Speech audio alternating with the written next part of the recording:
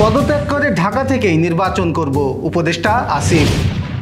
দুই উপদেষ্টার পদত্যাগের দাবি প্রাথমিক শিক্ষকদের। দেশে যত সংকট চলছে সবই নাটক মন্তব্য মির্জা ফখরুলের। সাবেক এমপি কাজী নাবিল আহমেদের সম্পদ জব্দ ও দেশ ত্যাগে নিষেধাজ্ঞা। যুবলীগের ব্যানার তৈরির সময় আটক দেবু মল্লিক ও নাহিদ রিমান্ডে। জাহানারার অভিযোগে নাম আসা 4 কর্মকর্তাকে ওএসডি করল বিসিবি। দর্শক, আমাদের রাতের আয়োজনে আপনাদের সাথে আছি আমি এস.এম. আরিফ। শুনছিলেন প্রধান শিরোনাম। বিস্তারিততে যাওয়ার আগে আপডেট খবর পেতে গ্রামের কাগজের ইউটিউব চ্যানেল সাবস্ক্রাইব এবং ফেসবুক পেজ ফলো করে রাখুন। সরকার থেকে পদত্যাগ করে ঢাকা থেকে নির্বাচন করার কথা জানিয়েছেন স্থানীয় সরকার উপদেষ্টা আসিফ মাহমুদ সজীব ভুঁইয়া। রোববার কুমিল্লা 3 আসনের বদলে ঢাকা 10 আসনের ভোটার হতে ধানমন্ডি থানা নির্বাচন অফিসে এসে গণমাধ্যম কর্মীদের সঙ্গে আলাপকালে এমনটা জানান তিনি। উপদেষ্টা আসিফ মাহমুদ বলেন, যেহেতু ঢাকা থেকে নির্বাচন করব এটা মোটামুটি নিশ্চিত, সেই জায়গা থেকে আমি ভোটটা ঢাকায় নিয়ে আসা, কারণ ভোটটা যাতে অপচয় না হয়। আমি যদিও ভোটার হয়েছি আগে, কিন্তু কোনো নির্বাচনে ভোট দিতে পারিনি। আমি ভোটার হওয়ার পর 2টি নির্বাচন হয়েছে 2018 এবং 2024 সালে। আপনারা সবাই জানেন এই সময় কেউ ভোট দিতে পারেনি। এই নির্বাচনে যাতে ভোট দিতে পারি সেটি নিশ্চিত করলাম। ঢাকা 10 আসন থেকে নির্বাচনের গুঞ্জন নিয়ে এক প্রশ্নের জবাবে তিনি বলেন, নির্বাচন কোথা থেকে করব এই বিষয়ে এখনো চূড়ান্ত সিদ্ধান্ত হয়নি, তবে ঢাকা থেকেই করব। প্রাথমিক বিদ্যালয়ের সহকারী শিক্ষকরা স্বরাষ্ট্র এবং প্রাথমিক ও গণশিক্ষা উপদেষ্টার পদত্যাগ দাবি করেছেন। দেশের সব সরকারি প্রাথমিক বিদ্যালয়ে রোববার সকাল থেকে তারা একদিনব্যাপী কর্মবিরতি পালন করছেন। শিক্ষকরা জানিয়েছেন তাদের দাবি পূরণ না হওয়া পর্যন্ত তারা রাজপথে অবস্থান কর্মসূচি চালিয়ে যাবেন। প্রাথমিক শিক্ষকদের মূল দাবি হলো বর্তমান 13তম গ্রেড থেকে বেতন স্কেল উন্নীত করে 10ম গ্রেডে উন্নয়ন করা হোক। এর আগে শিক্ষকরা শনিবার শাহবাগে কলম সমর্পণ কর্মসূচির সময় পুলিশের সাউন্ড গ্রেনেড ও টিয়ারশেল নিক্ষেপে আহত হওয়ার ঘটনার কঠোরভাবে নিন্দা জানিয়েছেন। তাদের অভিযোগ, পুলিশি হামলার মাধ্যমে শান্তিপূর্ণ কর্মসূচিকে বাধাগ্রস্ত করার চেষ্টা করা হয়েছিল। শিক্ষকরা জানাচ্ছেন তারা প্রাথমিক শিক্ষক দাবি বাস্তবায়ন পরিষদ নামে 4টি সংগঠনের ব্যানারে সকাল থেকে শহীদ মিনারে অবস্থান করছিলেন। দেশে চলমান সব সংকটকে নাটক হিসেবে উল্লেখ করেছেন বাংলাদেশ জাতীয়তাবাদী দল বিএনপির মহাসচিব মির্জা ফখরুল ইসলাম আলমগীর। রোববার দুপুরে ঠাকুরগাঁয়ের জগন্নাথপুর ইউনিয়ন বিএনপির আয়োজিত এক মতবিনিময় সভায় তিনি এ মন্তব্য করেন। মির্জা ফখরুল বলেন, দেশে যত সংকট দেখছেন সবই তৈরি করা নাটক। জনগণ এসব বোঝে না, তারা শুধু ভোট দিতে চায়। আমার ভোট আমি দেব, যাকে খুশি তাকে দেব। এই সরকার জনগণের নয়, জনগণের দুঃখ কষ্ট তারা বোঝে না। নির্বাচনের আগে গণভোট ও জুলাই সনদ বাস্তবায়নের দাবি তুলছে এনসিপি, জামায়াত ইসলামী বাংলাদেশ সহ সমমনা রাজনৈতিক দলগুলো। এবার যশোর সহ আঞ্চলিক সংবাদ।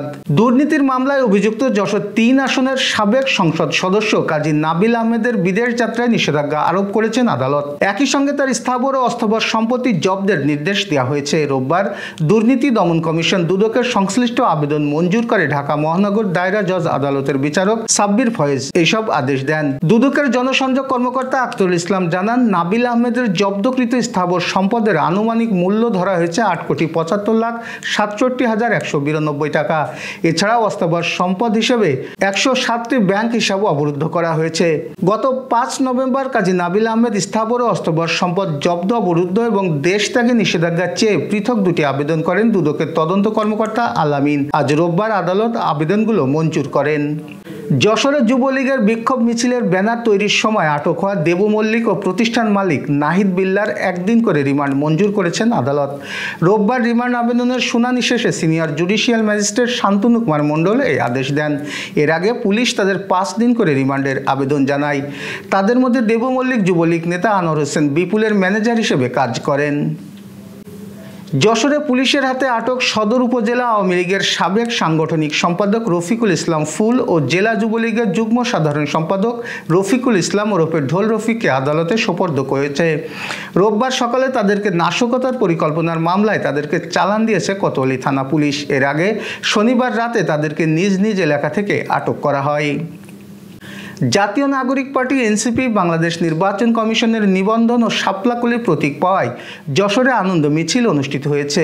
রোববার বিকেলে শহরের বিভিন্ন সড়ক প্রদক্ষিণ করে এই আনন্দ মিছিল বের করা হয়। মিছিলে নেতৃত্ব দেন জাতীয় নাগরিক পার্টির কেন্দ্রীয় আহ্বায়ক কমিটির সদস্য খালেদ সাইফুল্লাহ জুয়েল। মিছিলে যশোর জেলা এনসিপির নেতাকর্মীরা অংশ নেন। এ সময় তারা দলীয় প্রতীক শাপলাকলি সমন্বিত ব্যানার ও ফেস্টুন নিয়ে উল্লাস প্রকাশ করেন। যশোর ৬ কেশবপুর আসনে দাঁড়িপাল্লা প্রতীকের সংসদ সদস্য প্রার্থী উপজেলা জামায়াত ইসলামের আমির অধ্যাপক মুক্তার আলী গণসংযোগ ও লিফলেট বিতরণ করেছেন। আমাদের কেশবপুর প্রতিনিধি কামরুজ্জামান রাজু জানান, রোববার বিকেলে পৌর শহরে দলীয় নেতাকর্মী ও সমর্থকদের নিয়ে বিভিন্ন শ্রেণী পেশার মানুষের মাঝে তিনি আগামী জাতীয় সংসদ নির্বাচনে দাঁড়িপাল্লা প্রতীকে ভোট প্রার্থনা করে লিফলেট বিতরণ এবং গণসংযোগ করেন। শিক্ষকের মারপিটে শিক্ষার্থীর মৃত্যুর ঘটনায় বিচার দাবি করে মানববন্ধন ও বিক্ষোভ করেছে বাগেরহাটের মোরেলগঞ্জ উপজেলার খাউলিয়া ইউনিয়নের মধ্য খাউলিয়া গ্রামবাসী। আমাদের প্রতিনিধি গণেশ পাল জানান, রোববার দুপুর 12টায় মাদ্রাসার শিক্ষক মামুন শেখের দৃষ্টান্তমূলক বিচারের দাবিতে এই কর্মসূচি পালন করে স্থানীয়রা। খাউলিয়া গ্রামের দিনমজুর নাসির শেখের মেয়ে নুসরাত স্থানীয় সরকারি প্রাথমিক বিদ্যালয়ের ৫ম শ্রেণীর শিক্ষার্থী ছিল। পাশাপাশি ইসলামী শিক্ষা নিতে প্রতিদিন বাড়ির পাশের মক্তবে যেতেন। গত বছরের ২৪ অক্টোবর মক্তবের বকেয়া ৩ মাসের ৬০০ টাকা দিতে না পারায় শিক্ষক মামুন শেখ ক্ষিপ্ত হয়ে ক্রিকেট স্টাম্প দিয়ে বেধড়ক মারধর করেন নুসরাতকে। এতে তার শরীরে গুরুতর জখম হয়। দীর্ঘ ৭ মাস চিকিৎসার পরে গত ২৯ জুলাই চিকিৎসাধীন অবস্থায় সে খুলনা মেডিকেল কলেজ হাসপাতালে মৃত্যু হয়। যশোরের ঝিকরগাছায় বাংলাদেশের কমিউনিস্ট পার্টি সিপিবির ঝিকরগাছা শাখার উদ্যোগে সমাবেশ ও বিক্ষোভ মিছিল অনুষ্ঠিত হয়েছে। আগামী ১৪ নভেম্বর ঢাকায় জাতীয় সমাবেশ সফল করার লক্ষ্যে ও ৮ দফা কর্মসূচি বাস্তবায়নের দাবিতে এই সমাবেশ অনুষ্ঠিত হয়। আমাদের ঝিকরগাছা প্রতিনিধি রফিকুল ইসলাম জানান, রোববার বিকেলে ঝিকরগাছা শহরের সড়ক সেতু চত্বরে আয়োজিত সমাবেশে পরবর্তী একটি বিক্ষোভ মিছিল যশোর বেনাপোল মহাসড়ক প্রদক্ষিণ করে। সংগঠনের জেলা কমিটির সদস্য কমরেড আব্দুর রহিমের সভাপতিত্বে সভায় প্রধান অতিথির বক্তব্য রাখেন সিপিবির জেলা কমিটির সাধারণ সম্পাদক Mohammad Abu Hasan. Renessa hospital and diagnostic centre. রেনেসাতেই মিলছে কম খরচে উন্নত সেবা, তাই নিশ্চিন্তে আমাদের সেবা নিন, সুস্থ থাকুন। Renaissance hospital and diagnostic centre, সদর হাসপাতাল মোড়, দরাটানা, যশোর। দর্শক, শেষ করব খেলার সংবাদ দিয়ে। নারী দলের সাবেক অধিনায়ক জাহানারা আলমের করা যৌন হয়রানির অভিযোগের ইস্যুতে যেসব কর্মকর্তার নাম এসেছে তাদের ওএসডি করা হয়েছে। সূত্র জানায় মোট 4 জন কর্মকর্তাকে ওএসডি করা হয়েছে। বিসিবির প্রধান নির্বাহী কর্মকর্তা নিজামুদ্দিন চৌধুরী বিষয়ের অগ্রগতি গণমাধ্যম কর্মীদের জানিয়েছেন। যাদের বিরুদ্ধে অভিযোগ এসেছে বোর্ড তাদের বিষয়ে সিদ্ধান্ত নিয়েছে। তিনি আরও যোগ করেন, বিসিবি বিষয়টিকে অত্যন্ত গুরুত্বের সঙ্গে দেখছে। ওএসডি হওয়া কর্মকর্তারা হলেন বিসিবির অফিসিয়াল ম্যানেজার এস.এম. গোলাম ফায়াজ, ফিজিও সুরাই আক্তার, কোচ মাহমুদ ইমন এবং অফিসিয়াল সরফরাজ বাবু। অভিযোগের নাম আসা আরেকজন সাবেক ম্যানেজার ও নির্বাচক মঞ্জুরুল ইসলাম বর্তমানে চীনে অবস্থান করছেন। তিনি চীন নারী দলের প্রধান কোচ হিসেবে দায়িত্ব পালন করছেন। শুক্রবার রাতে তিনি এক ফেসবুক পোস্টে বিসিবির তদন্ত কমিটি গঠনের সিদ্ধান্তকে স্বাগত জানিয়ে বলেন, তিনি যে কোনো তদন্তের মুখোমুখি হতে প্রস্তুত। এই ছিল আজকের রাতের আয়োজন। এরপর সকালের খবর দেখার আমন্ত্রণ জানাচ্ছি। মেনে চলুন স্বাস্থ্যবিধি, সতর্ক হন ডেঙ্গু প্রতিরোধে। শুভরাত্রি।